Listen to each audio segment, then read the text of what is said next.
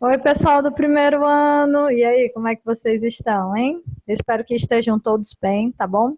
Tô aqui com a minha roupinha de São João, né? Já que nós estamos no mês junino, mas infelizmente, né, as festas de São João estão adiadas, né? Mas fica esse espírito junino e tudo mais. Gente, seguinte, tá? Hoje a gente vai continuar, né? Melhor dizendo, ver as matérias relacionadas à industrialização. Então, a apostila que a gente está utilizando é a apostila de industrialização, ok? Aqueles alunos que não têm essa apostila, tá? Vocês podem estar entrando em contato com a coordenação, que eles estão liberando uma senha para vocês entrarem dentro da Plural e lá tem os materiais didáticos, tá? Tem as apostilas e tudo mais para vocês terem acesso, ok? Então, qualquer dúvida, vocês entrem em contato com o Evídio ou com o Paulo, que aí eles devem estar repassando essas senhas para vocês, tá bom? Então, é isso, tá? Para quem não me conhece, parece que alguns alunos novos, né, estão entrando na escola, tá? Meu nome é Raquel e sou professora de Geografia, tá? E lembrando, qualquer dúvida, qualquer coisa, vocês podem estar entrando em contato lá pelo Google Classroom, que eu vou estar respondendo, ok? Eu vou passar, tá? Uma atividade que eu vou colocar junto com a atividade do Google Classroom, tá bom? Essa atividadezinha já é somativa para a nossa nota global, tá? E aí são algumas questõezinhas e vai ser uma atividade, melhor dizendo, para vocês fazerem, tá bom? Mas vocês vão ler lá no tópico e vão entender, tá? O terceiro ano já começou semana passada e vocês eu vou colocar a partir dessa semana. Então é isso, tá? Como eu falei, espero que estejam todos bem e vamos tocar o barco aqui. Gente, então eu preparei uns slides que eu vou estar postando lá, tá? Esses slides são baseados no material de vocês, tá? No materialzinho do livro de vocês. Eu só dou uma melhoradinha, mas é feita lá do material. Como eu falei para vocês, a gente vai estar vendo aqui, né, o capítulo 2, tá? Capítulo 2 sobre as grandes potências industriais e a Rússia, né? Então, como foi que os países industrializados, a gente viu lá, né? A partir da entrada das máquinas a vapor e tudo mais, e isso muda até a forma de vida das pessoas, que elas deixam de ser rural e passam a ser urbanas. Mas nós temos também, a partir daí, vamos dizer assim, o crescimento do que a gente chama as grandes potências econômicas do país, elas começam a crescer desde esse período, né? Então a gente vai conhecer um pouco mais sobre isso. Então, gente, seguinte, tá? O que a gente é o objetivo desse capítulo? Apresentar os fatores responsáveis pela evolução industrial nos Estados Unidos, né? A gente sabe que os Estados Unidos têm um grande poderio justamente por causa das indústrias de lá, que ficaram lá durante muito tempo, né? Hoje, por exemplo, se você quisesse um dia fazer uma aula de campo para a Nike, né? Vamos conhecer a indústria da Nike faz tempo, onde seria? Ah, não, também não. Gente, a indústria da Nike ela não existe, tá? Ela vai em qualquer país, em qualquer fábrica que faça calçado, leva o protótipo e pergunta: quanto você consegue fazer isso aqui? O valor que for mais baixo e tiver o maior mercado consumidor, ela vai fazer. O que existe da Nike, tá? É uma sala comercial em Los Angeles, acho que talvez tenha em Nova York também, e onde ficam os designers e tudo mais, né? Fazendo lá naquelas impressoras 3D, os modelos, aí chama alguma atriz, algum ator, algum esportista e tal, para desenvolver um modelo e tal, né? Para pensar as estratégias de propaganda e tudo mais. Mas indústria, fábrica, a Nike não tem nenhum. Então pode ser que você compre um tênis da Nike feito em Sobral ou feito na China, tá? O importante para ela é o quê? Diminuir os gastos e aumentar o lucro, tá? E como é que ela faz isso? Tendo, né, mão de obra barata para produção, matéria-prima barata para produção e um grande mercado consumidor, né, que consuma eles, né, os produtos.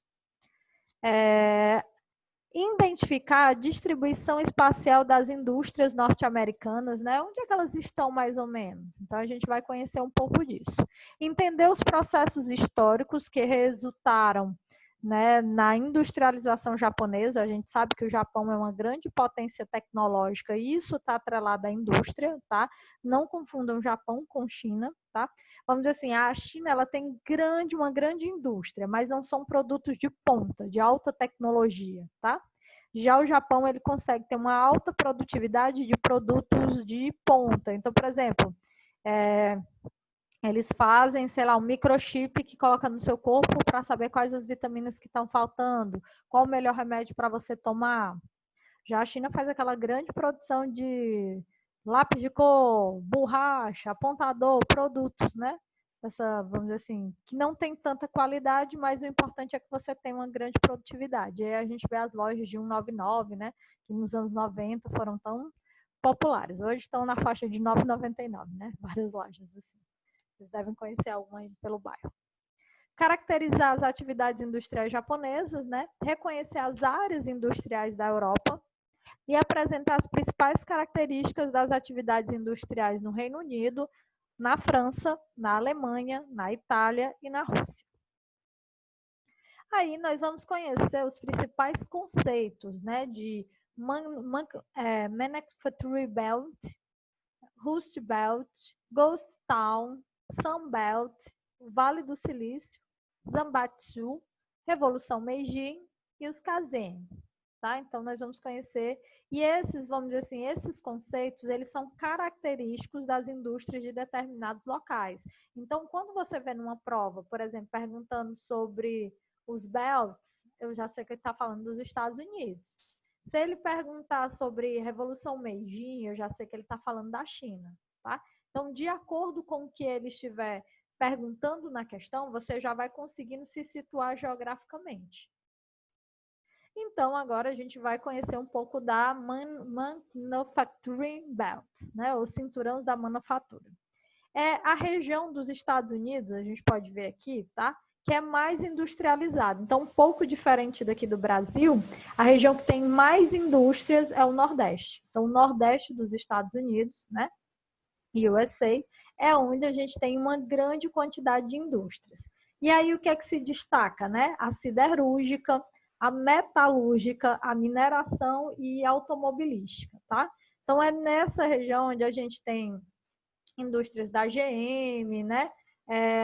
Dos carros norte-americanos, tá? De uma grande maneira, eles ficam situados lá.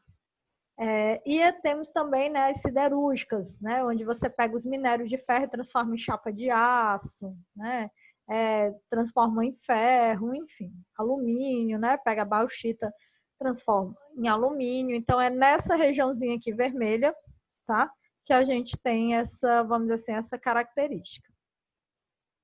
E nós temos os Rust Belts, tá, que é o cinturão do ferrugem. É uma área também que fica na área nordeste dos Estados Unidos, situado aproximadamente entre a cidade de Chicago e Nova York, tá? E aí, gente, hoje, né, a gente ouve falar, né, nos eventos de moda, eventos tecnológicos, né, que tem em Nova York, em Chicago, tem muita aquela propagandazinha com aquelas blusas, né, I love Nova York e tal, mas nem sempre foi assim, né? Nova York já foi lugar de várias gangues, era bem atrasado e tudo mais. E aí dou uma dica de filme, quem quiser assistir, é bem legal. Ele é um musical, mas ele tem uma pegada histórica e é bem interessante, com o Leonardo DiCaprio e outros atores, que é Gangues de Nova York. Que aí você vai entender como Nova York, né, conseguiu superar os problemas que ela tinha, né, entre aspas, as facções da época, para ser hoje o que ela é, né? Hoje ela não tem quase indústrias, né? Mas ela tem muitos serviços, né? Então é o terceiro setor que manda mais lá. Então, por exemplo, moda, né? Serviços de eletroeletrônico e tudo mais, né? Sedes, vamos dizer assim, de grandes empresas internacionais ficam lá, tá? Tanto empresas norte-americanas quanto empresas, né, de outros países se situam lá também em Nova York, tá? Esta aglomeração, né, industrial foi batizada de Manufacturing Belt, ou agora, né, mais chamado de Rust Belt, que permaneceu concentrada no Nordeste dos Estados Unidos até o advento dos fortes sindicatos e até o crescimento das grandes metrópoles, né? Então, hoje, essa região está meio difusa em outros locais, porque outras grandes cidades também foram despontando, né? Então, as indústrias foram indo para lá. porque, como diria o geógrafo, né, Milton Santos, a gente tem a chamada Guerra dos Lugares. Guerra dos Lugares, Raquel? Os lugares começam a guerrear, não de briga de bala e tudo mais, mas de incentivo fiscal. Tipo, ó, vem para cá, para Chicago, aqui você vai pagar só a luz. Aí vem alguém lá da Carolina do Norte e diz assim, ó, traga a indústria para cá. Aqui você não precisa pagar todos os direitos dos trabalhadores. E aí vai, né? Porque cada estado lá tem a sua autonomia. Então fica essa briga, né? E não é só lá, que no Brasil a gente também tem, essa briga de incentivos fiscais para vir indústrias e tudo mais. Um exemplo que eu dou no caso do Brasil é a Grendene, né? A Grendene que tem lá em Sobral, que emprega muita gente e tudo mais, ela ficava no Rio Grande do Sul.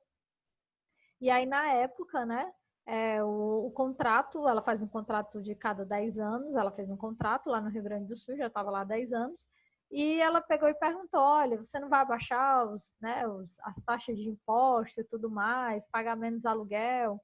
E aí o governo de lá disse que não. Ela, pois então vou procurar outro local. E aí ficou uma grande briga para onde é que ela iria, para Recife, né, até para cá, para a capital na época.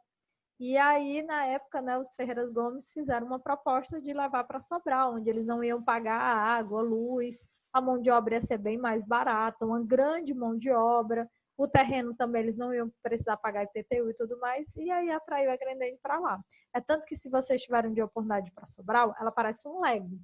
Vários, vamos dizer assim, são os 3 bairros que tem partes da indústria lá e ela é toda de montar. Por quê? Porque no dia que ela ficar com raiva, que o governo não dá o incentivo que ela quer, ela desmonta tudo, joga no caminhão e vai-se embora para outro local. Fica só a base. Tá? Então ela ainda vai ficando em Sobral porque vai tendo incentivo.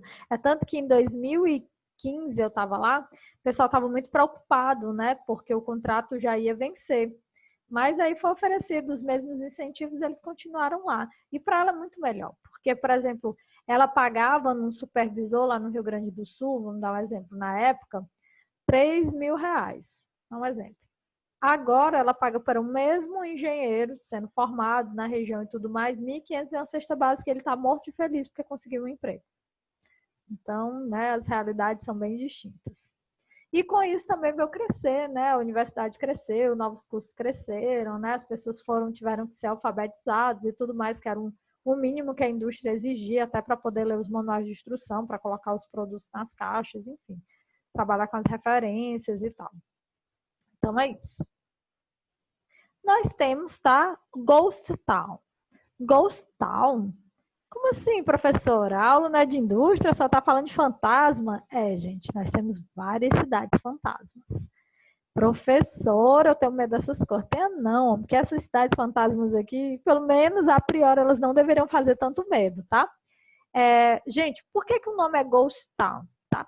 São cidades que no passado elas tinham uma grande infraestrutura, sabe? O pessoal morava em mansões, todo mundo estava empregado, era que nem aqueles filmes norte-americanos da Família Feliz, pronto.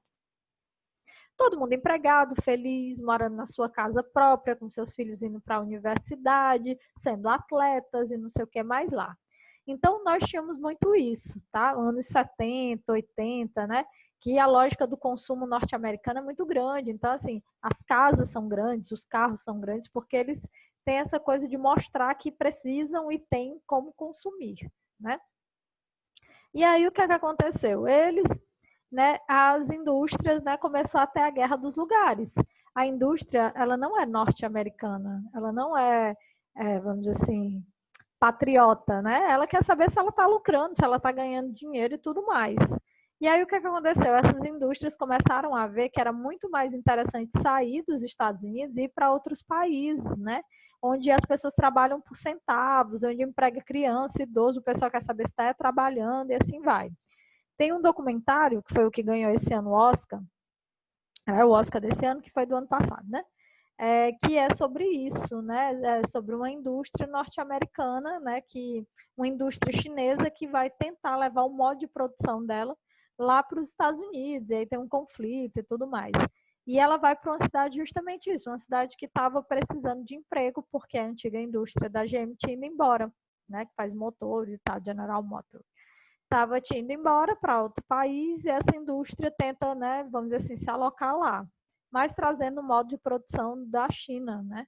Onde as pessoas trabalham por muito mais, por bem menos, um salário bem mais baixo e tudo. Então, é bem interessante. E aí, gente, o que é que acontece, tá? Geralmente é um assentamento urbano que contém construções e infraestruturas remanescentes e visíveis substanciais, como estradas. É uma cidade geralmente se torna uma cidade fantasma porque a atividade econômica que apoiava cessou por conta de um desastre natural ou causado por humanos, como inundações, secas prolongadas, depressões econômicas, ações do governo, ilegalidade descontrolada, guerra, poluição, desastres nucleares, né? Às vezes, o termo pode se referir a cidades e bairros ainda povoados, mas significativamente bem menos que uma época anterior. Exemplo, aqueles que são afetados pelo alto nível de desemprego, tá? Então, o ghost town, ele é utilizado para isso, né? E como a gente está atrelado ao assunto de indústria, nos anos 80, a gente tinha um estado, né? Assim, um município dos Estados Unidos que estava crescendo muito, que era Detroit, né? Quem gosta de filme de ação e tudo mais já deve ter ouvido falar no Robocop. Robocop é um policial, né, que toda a história dele se passa em Detroit, mostrando que na época, né, ele já tinha essa ideia de ter ciborgues, né, e tudo mais, robotizar e tal. Só que a cidade virou uma cidade fantasma, né? As indústrias saíram de Detroit e foram embora. Ficou uma cidade fantasma, né? Como ela, nós temos Cleveland e tantas outras, tá? Tem um documentário chamado Roger e Eu. Também é muito interessante porque ele vai falar sobre isso, né? Sobre cidades, né, que ficaram fantasma depois dos anos 80. Porque, como eu te disse, né, como eu falei anteriormente, essas indústrias, elas não estão preocupadas com patriotismo nem nada. Elas estão preocupadas aonde elas podem se instalar, onde elas vão pagar salários mais baixos e vão lucrar muito mais. Então, elas foram para o México, vieram para cá para o Brasil, foram para N locais, tá? E aqui uma imagenzinha, né, dessas cidades fantasmas, aqui, ó, Detroit e Cleveland, né? A gente pode ver aqui, ó, prédios e mais prédios totalmente abandonados, né? Provavelmente eram as fábricas, né? Próximas às pessoas também. Então, assim, se não tem emprego, as pessoas não ficam, então elas acabam migrando para outras regiões, né? E isso é muito complicado, porque aí tem toda uma tentativa de resgate dessas cidades, eles tentam fazer concurso, show, enfim, criar um festival, meios, né, de deixar a cidade atrativa novamente, mas isso é muito complicado, né? É tanto que uma das pautas que elegeu o Trump foi justamente isso, né? Ele dizia que ia repatriar as indústrias, porque aquela indústria que não voltasse para os Estados Unidos fosse norte-americana, mas não voltasse para os Estados Unidos, né, com as suas indústrias, eles iam ter que pagar o triplo, né, ou 4 vezes mais o valor de impostos e tudo mais para a entrada dos seus produtos. Então, assim, ele prometeu gerar emprego e tudo mais, né? Por uma parte ele cumpria, outra nem tanto, tá? Mas é isso. E aí nós temos Cleveland, né? Quem gosta de desenhos, né? Tem um desenho chamado Cleveland, que eles vão falar sobre isso, sobre uma família, né? Meio que desestruturado, que mora lá, de vez em quando o pai está desempregado, está atrás de emprego e tudo, a mulher abandona ele, né? Ele fica alcoólatra, até ele conhecer outra mulher, enfim. Então o desenho vai meio que nessa pegada, mostrando, né, os problemas sociais que existem nessas cidades fantasmas. Aí nós temos o cinturão do Sol, né, o Sun Belt. É a região dos Estados Unidos, né, que compreende o sul. Então, toda essa partezinha do sul aqui, ó. Quem já assistiu dos seriados, eu lembro muito do Smallville, né, porque eu sou uma pessoa dos anos 90, início dos anos 2000. Mas, assim, esses seriados, né, que se passam meio que interior e tal, é muito comum eles falarem, as moças do sul, né, as moças do sul. Por quê? Porque o sul é a parte mais agrária, né, então eles são mais conservadores, foi a parte que demorou mais tempo para, vamos dizer assim, acabar a escravatura, é onde a gente vê os maiores problemas de racismo, que nem a gente está tendo agora todo esse debate, né, e tudo mais. E a economia agrícola dos Estados Unidos, tradicionalmente, é dividido nos cinturões, que são os belts. Então, é muito comum. Já vi muito prova, tanto da UES quanto do Enem, tá? Perguntando questões relacionadas aos belts, Que aí, gente, você entende por que os Estados Unidos ele consegue ter todo esse poderio econômico, tá? Isso eu vejo muito em São Paulo. Quando eu tive a oportunidade de dar uma viajada para São Paulo, né, o estado de São Paulo, não a capital somente, você vai entender que né, no caso do estado de São Paulo, cada município ele tem a sua autonomia. Então, tem municípios que se mantêm por causa da universidade, tem municípios que se destacam por causa da plantação do café. Então, tudo meio que está interligado, né? Então, você pode ir de uma cidade para outra no aeroporto. Então, tudo é muito interligado. E aqui, do mesmo jeito dos Estados Unidos, eles meio que dividem, ó, se as indústrias estão mais a nordeste, então a matéria-prima vai ficar mais ao sul. E aí eu jogo a tecnologia mais a leste, a oeste. Então, assim, eles foram ocupando os Estados Unidos com diversas atividades econômicas diferentes. Por que, Raquel? Porque caso alguma quebrasse, não desse mais rentabilidade, teria outras para suprir. E não investir única e exclusivamente vamos dizer assim, num viés econômico. Foi o que aconteceu aqui, né? Teve todo o investimento na cana. A cana não deu mais certo, porque os países começaram também a produzir a cana. E aí fez o quê? Quebrou. Ah, vamos investir no algodão. Ah, mas os países começaram. Quebrou. Então, assim, se você mantém a economia de um estado, a economia de um país no único produto, a tendência de você quebrar ou você ficar sempre na dependência econômica de outros países é muito alta. Então, você tem que ter uma gama de diversidade. Você tem que investir em extrativismo, mas tem que investir em turismo, tem que investir em tecnologia, tem que investir em ciência, né, em educação e tudo mais. Assim você consegue ter uma gama de diversidade, né, de, vamos dizer assim, de atividades que possam, né, gerar emprego e fazer o capital girar, né? O capital, e aí a ideia do capitalismo, ele realmente só é efetivo quando ele faz o capital girar, né? Quando a gente tem essa roda que é a economia, tá? O nosso próximo módulo vai ser justamente estudar, né, essa questão da globalização, dos sistemas econômicos e tudo mais, tá bom? E aí, né, como eu falei para vocês, nessa parte mais do sul, a gente tem a questão dos cinturões, né, que é o Grain Belt. Nós temos o Iron Belt, que é o cinturão do algodão, que é o Cotton Belt, né? Então, assim, nessa região sul é muito forte a questão do trigo e do algodão, né? Gerando emprego e tudo mais. E aí nós temos uma área, né, dos Estados Unidos, que até a década de 70 era uma área assim, não vou dizer que era um deserto, mas bem próximo disso, tá? Extremamente não habitada, não se tinha muito interesse, os terrenos eram muito baratos, não tinha muito investimento, que era a parte do Vale do Silício, né? Como o nome mesmo está dizendo, lá tinha algumas montanhas, ainda tem, né? Montanhas não, serras, que tinham uma grande quantidade desse material chamado silício, né? Quem já comprou alguma roupa, alguma coisa, vem aquele pozinho de sílica, né? Pronto. Mas o silício ele é muito utilizado para fazer conectores, né, de celulares, de computadores e tudo mais. Então, aquele materialzinho que fica dentro, né, das peças, ele é feito de silício. E aí, os jovens recém-formados, eles começaram a pensar em protótipos de fazer. Como eles não tinham dinheiro para montar mega indústrias e tudo mais, eles começaram a fazer indústria de quintal. Então, na garagem, no quintal de casa e tudo mais, pensar em tecnologia. E aí, né, começaram a migrar para esse local porque tiveram incentivo que era mais barato e tudo mais. E aí começou o Vale do Silício, onde a gente tem a Google, a Microsoft, a Apple, né, todas instaladas lá, tá?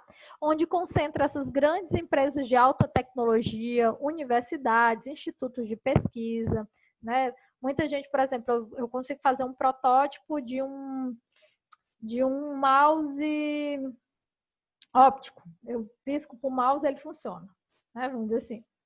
E aí, o que acontece? Eu pego e levo esse meu protótipo para uma indústria, né? Para uma grande marca ou para a universidade e tudo mais. E aí eu posso vender, eu posso, né, trabalhar com eles em parceria e tudo mais. E isso fez, né, os Estados Unidos crescer muito economicamente.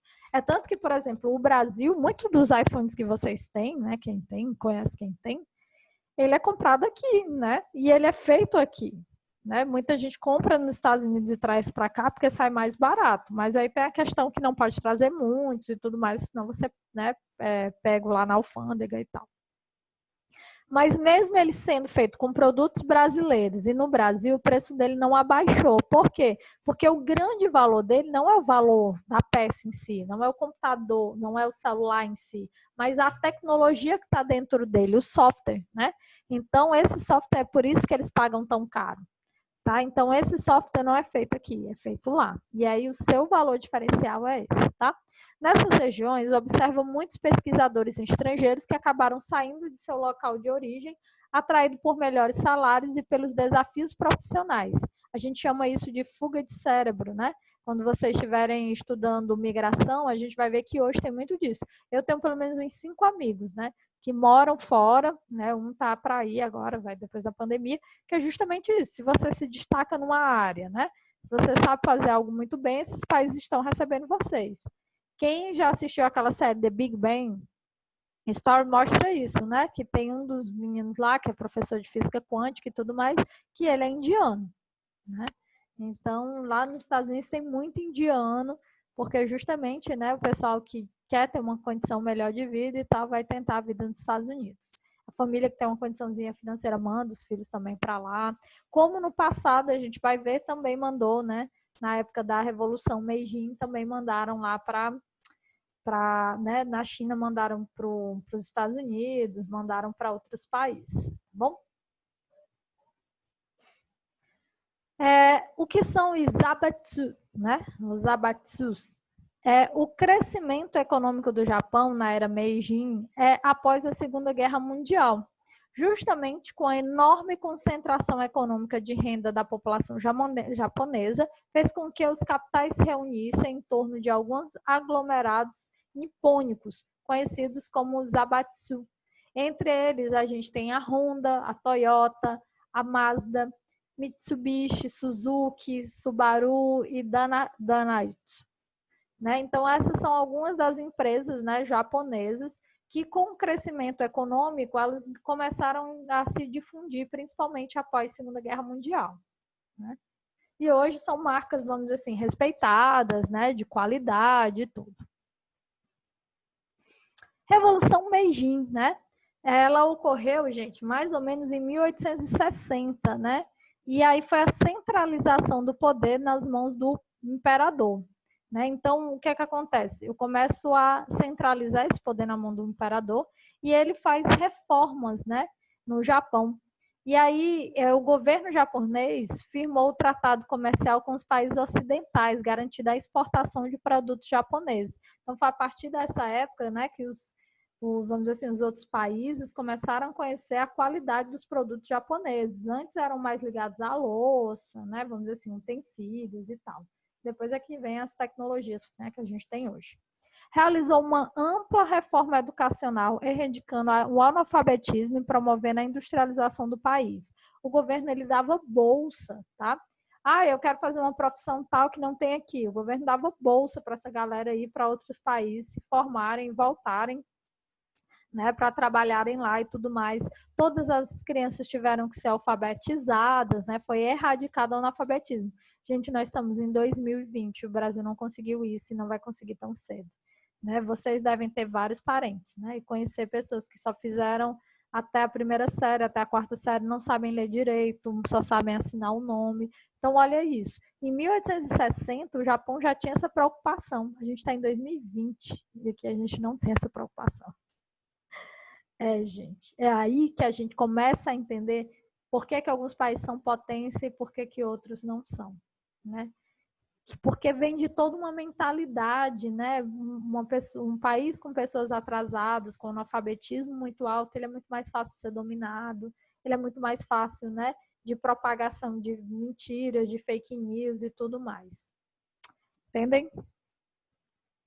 E aí, né, nós temos algumas diferenças, né, do período das revoluções industriais, né? Segundo alguns especialistas, a gente está agora na quarta revolução industrial, que é essa de nanotecnologia, biotecnologia e tudo mais, né? A própria UFC tem até um curso de graduação sobre isso e tal, biomedicina e tal. A primeira revolução industrial foi de 1750 a 1860. E aí nós temos a Inglaterra, né, que se destaca porque foi a primeira, seguida da França, da Bélgica. E aí, né, nós tivemos o quê? o motor, né, de tudo isso foi a questão do ferro, né, transformar o minério de ferro em chapa de ferro em outros produtos a partir do carvão, né, e utilizando vapor, né, as máquinas a vapor. E aí foi um período do capitalismo liberal e industrial, né? Então começou a abrir o capital para outras empresas estrangeiras, né? E era um capital muito voltado para a questão da industrialização, que reverberava no modo de vida, né? Porque a partir daí as pessoas não queriam mais viver da condição climática que é o rural. Eu vou esperar ter chuva para plantar, vou esperar a chuva passar para poder colher. Agora eu poderia trabalhar todos os dias, ter o meu dinheiro certo todo mês e tudo mais, que é o que a indústria garantia para a época, né? E aí as pessoas vêm e se instalam, né, nas cidades, que começam a ter um modo de vida urbano, onde tudo tem que ser muito rápido, tudo é muito ligeiro, time is money, né? Tempo é dinheiro e tudo mais. A segunda Revolução Industrial ocorreu em 1860 a 1914. E aí foi o período onde a Alemanha, a Rússia, os Estados Unidos e o Japão começam a se industrializar. E aí foi uma era, né, vamos dizer assim, do grande aproveitamento do aço, do petróleo, da eletricidade. O capitalismo financeiro, né, e o capitalismo monopolista, ou seja, agora a minha preocupação não vai ser só indústrias, mas na questão dos bancos, né, dos empréstimos, né, vamos dizer assim, do capital financeiro, né, que é esse capital que gira em torno dos bancos e tal, e do monopólio, né, do monopólio, ou seja, você é dono das propriedades e tudo mais, que é uma característica do capitalismo, né, a propriedade privada. Dica de filme, né? Gente, tem esse filme muito interessante, quem quiser assistir, ele é bem interessante, que é O Último Samurai, né? Ele é com o Tom Cruise, né? Galã dos anos 90, 2000 e tudo mais. E aí esse filme é bem interessante porque ele vai baseado em fatos reais de um último samurai que ele não era japonês, né? Ele era francês, se eu não me engano. Então, vamos dizer assim, ele tenta manter uma tradição do final desse período dessa era Meiji e tudo mais, tá? E aí nós temos, né, os métodos de melhoria Kaizen, né, que a gente estava conversando, que é uma técnica que até hoje é utilizada, né? Quem aqui for para a área da contabilidade, da administração, da economia, vai estudar esses métodos, vamos dizer assim, administrativos, onde a gente tem o Fordismo, né, que a gente aprendeu na aula passada, o Taylorismo, o Toyotismo, e temos o Kaizen, né, que é o quê? É a ideia do guarda-chuva, que abrange todas as técnicas de melhoria e aglutinação de maneira harmoniosa para tirar o máximo proveito de cada um, né? Então, é o quê? É orientação para o consumo, sistema de sugestões, disciplina no local do trabalho, né? A questão da organização do tempo, método Kanban, que a gente viu ali, né, de, vamos dizer assim, de investimento em indústrias nacionais e tudo mais, o just in time, né, produção rápida, ó, tempo, zero defeito, fazer isso aqui do mais perfeito possível, né, com qualidade, aí a gente tem os ISO 9000, ISO 9001, que são padrões, né, feitos de qualidade, né, ABNT, que elas vão dar, vamos dizer, olha, isso aqui é para faixa etária tal, isso aqui pode ser comercializado, isso aqui é perigoso, enfim. Fazer pequenos grupos, né, as indústrias, a partir daí, e vamos dizer assim, organizações, elas são feitas por grupos, porque fica mais fácil de administrar 10 pessoas aqui, 10 pessoas ali, 10 pessoas acolá, do que 30 de uma vez. Melhoramento da produtividade, desenvolvimento de novos produtos, né? Até falei para vocês que no passado você tinha a produção de um único carro, T Ford preto. Professora, mas eu tinha milhões, T Ford preto. Só isso, garoto. Agora não, agora eu vou fazer vou agora ter um carro azul, um carro amarelo, um carro grande para 2 pessoas, para uma pessoa, um carro que é movido a gás, um carro que é movido a, sei lá, hidrogênio, enfim. A industrialização e a urbanização russa, tá? A aceleração do processo industrial e urbanização no século XIX, tá? Então, a Rússia, ela começa a se urbanizar, industrializar no século XIX, já bem mais tardiamente que os outros, né? Fim do regime de servidão camponesa. Então, uma das características, né, que a Rússia durante muito tempo, e aí quem quiser ler Dostoiévski, né, ele é uma leitura, vamos dizer assim, romances complexos mais interessantes para entender esse processo, a expansão da Revolução Industrial, a entrada do capital estrangeiro, principalmente do francês. Então, A França, como ela tinha se industrializado bem antes, ela começa a ter um dinheiro para poder investir aí, né? Mudanças sociais. Foi a partir daí que a Rússia, né, teve o surgimento da classe operária, dessa classe reunida, e aí nós vamos ter depois a figura, né, do Stalin e tudo mais, do Lenin. Soldados e marinheiros que compõem a população urbana, né? Então a gente vai ter uma força militar muito forte, né, vivendo em áreas urbanas. Soldados e marinheiros e camponeses eram excluídos do privilégio desfrutado pelos ortodoxos, pelo clero, e altos funcionários, né, liberais, ou seja, a igreja, ela começa, né, vamos dizer assim, a ter um embate com a igreja de lá, né, que a igreja até hoje lá muito forte é a ortodoxa. Expansão do Império Napoleônico no século XIX, os russos, né, se aproximaram. Então, Napoleão tentou invadir a Rússia, não consegue, né? E aí, a partir daí, a Rússia começa a crescer, né? Entender que ela realmente poderia ser uma potência econômica e tudo mais. E nós temos a constatação do absolutismo, as ideias, né, sociais igualitárias, já influenciadas pela França durante o período, né? Que os franceses começaram a investir lá e tudo mais, e o liberalismo político e econômico. E aí nós vamos para os Estados Unidos novamente, né? Porque ali a gente estava tentando situar mais ou menos onde é que estava cada indústria e tudo mais. E um dos grandes poderios norte-americanos, né? A gente tem a NASA. Semana passada ela enviou até um grupo, né, de astronautas, né, para uma viagem e tudo mais. Eles estão planejando, né, para próximo ano, esse ano, mas não vai mais próximo ano, e um grupo de pessoas para Marte, né? Eram 7 pessoas. Esses dias eu vou falar que é só uma, não estou entendendo, mas enfim, né? A questão é, eles querem chegar cada vez mais longe. A indústria aeroespacial estadunidense caracteriza por exigir elevados investimentos, mão de obra extremamente qualificada e tecnologia de ponta, né? Então, é uma das principais características da NASA.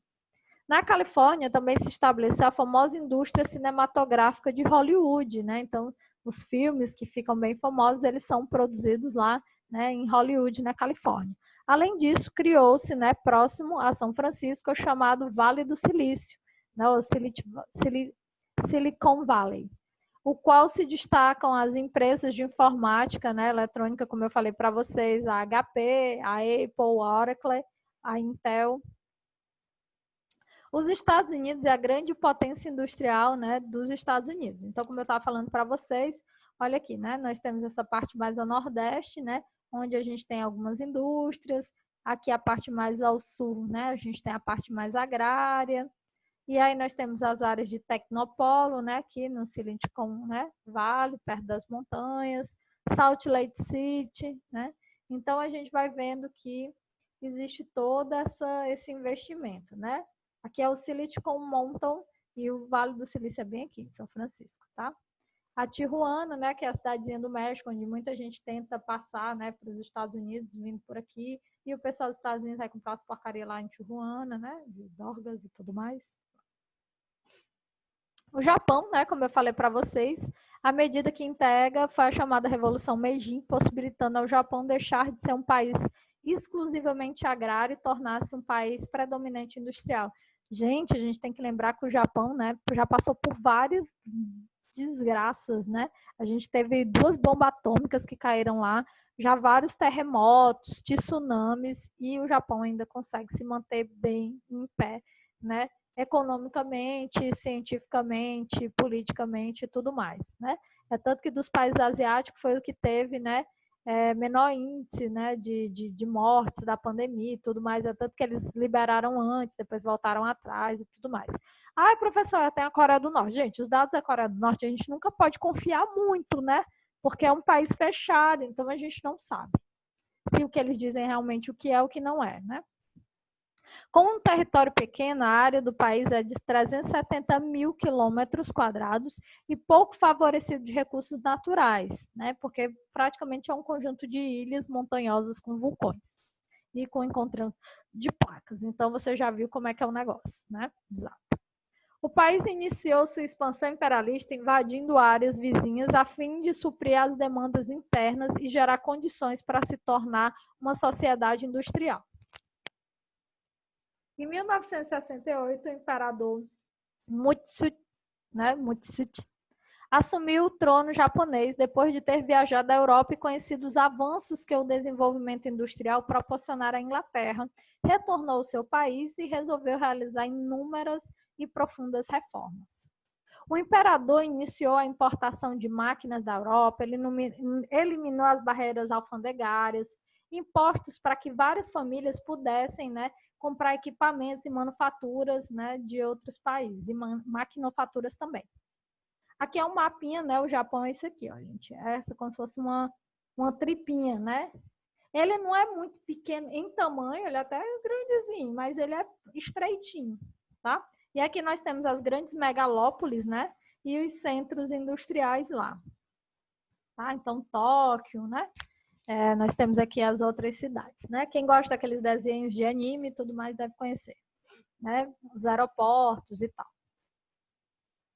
Aqui nós temos a Europa, como eu falei para vocês, na região industrial tradicionalmente com os tecnopolos, e aí nós temos, né, o Reino Unido, que se destaca, né, a Bélgica aqui, França, né, com alguns países.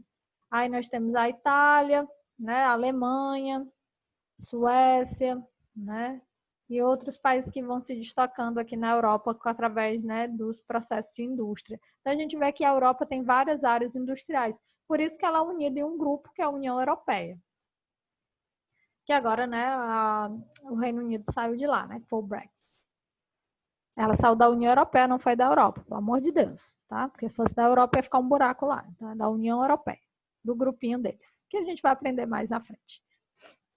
O Reino Unido, né, como eu falei para vocês, é muito forte aqui, né, nessa região de Belfast, né, as indústrias e tal.